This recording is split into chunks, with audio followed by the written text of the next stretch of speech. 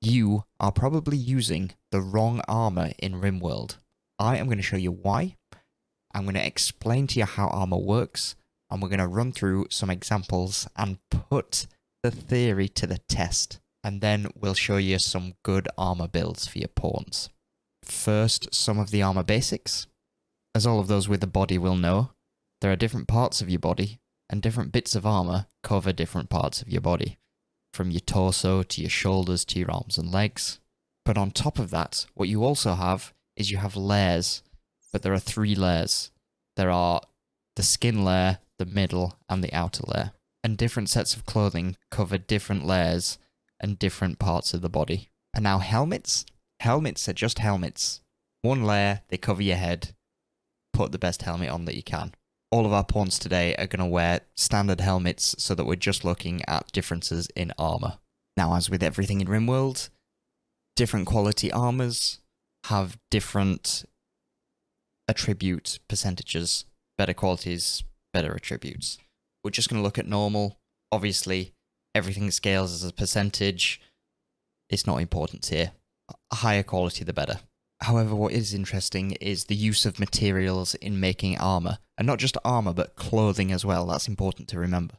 So like plasteel is much better than steel at making armor.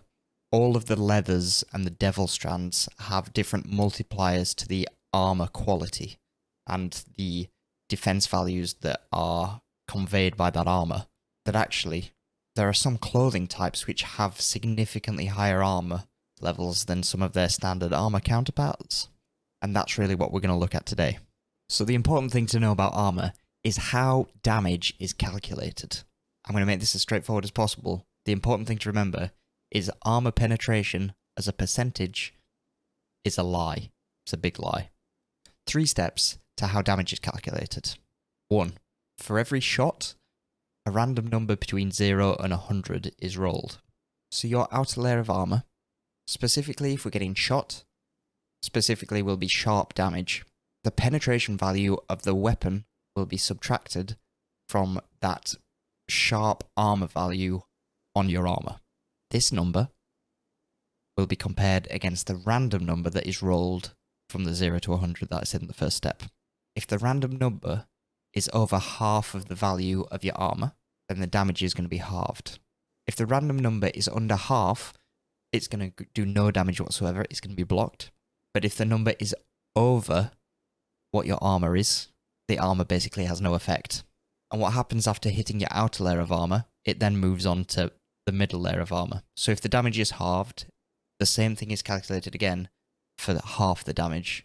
And then if it goes into your 3rd layer of armor, it can be halved again and move on to your 3rd layer of armor. So what this means is not only does the sharp armor value of your armor matter, but actually the number of layers and the zones that it covers also matter, because you could have multiple chances to deflect the armor if you have multiple layers on you.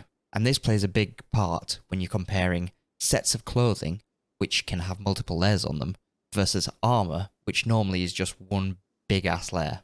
And this leads to some interesting results. So my first issue is with flak, jackets and pants. Flak pants cover 2 layers and they only have 40% armor value. Flak jacket covers a good part of your body and only covers your outer layer, but again, 40% armor value. Now if we compare this to something as simple as a duster, now this duster is a devil strand duster. You can grow devil strand, you can craft these yourself with a simple tailor. This actually has 42% sharp armor, and it also covers your left and your right legs. Not only do you get the same coverage as you get with flak pants, but you also have the opportunity to wear normal pants on that as well, which give you an additional 28%. So let's put this to the test. We've got a lovely test range, 10 subjects either side, they're going to shoot each other in the face. Everybody has 20 shooting, completely normal equipment, nothing special, no special traits, and no terrain or anything blocking the way. Just a straight shoot each other in the face job. Team with the most standing should have the better armor. Bit of Rimworld look thrown in there for good measure as well, but it'll give us a good idea. So first up here, we've got a team of people wearing Devil Strand dusters, Devil Strand button-up shirts. Button-up shirts are very good because they also cover the neck. A formal vest, which is a third layer, so 3 layers on the torso, and Devil Strand pants.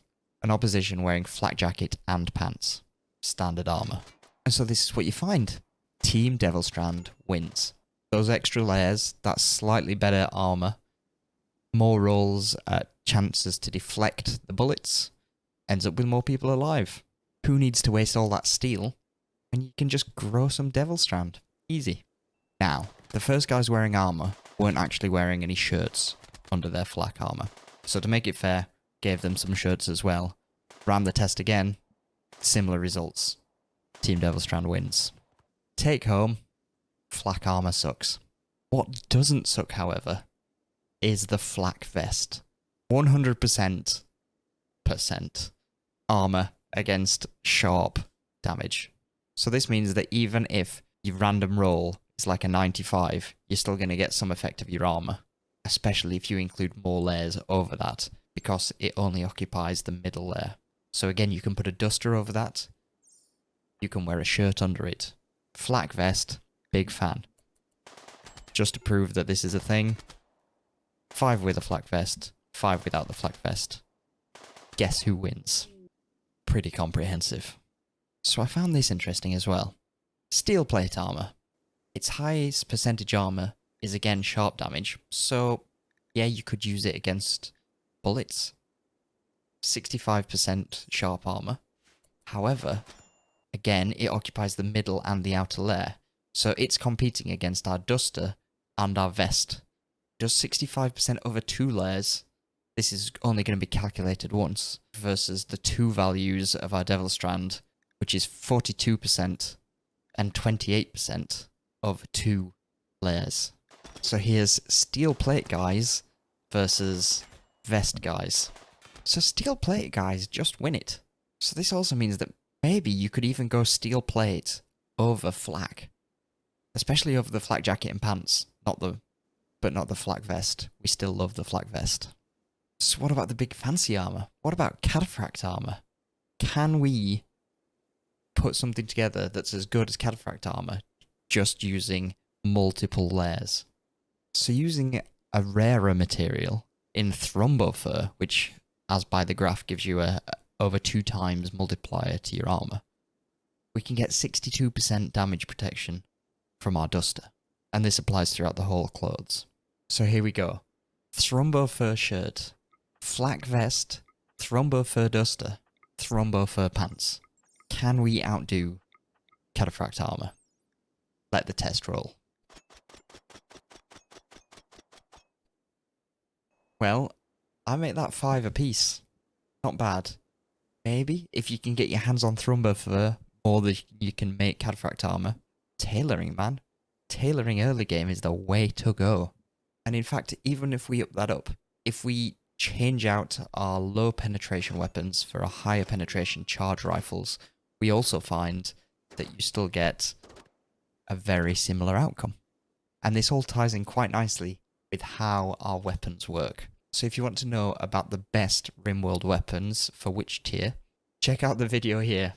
Enjoy your Rimworld. I'll catch you in a bit.